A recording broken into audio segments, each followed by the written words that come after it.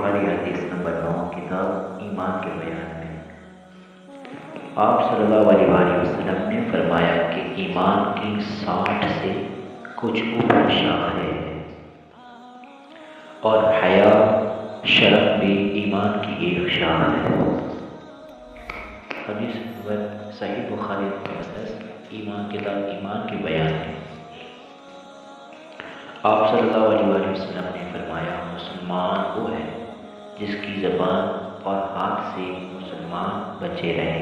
اور مہاجر وہ ہے جو ان کاموں کو چھوڑ دے جن سے اللہ نے منع فرمایا۔ ابو عبداللہ امام بخاری نے فرمایا اور ابو معاویہ نے کہ ہم کو حدیث بیان کی داؤد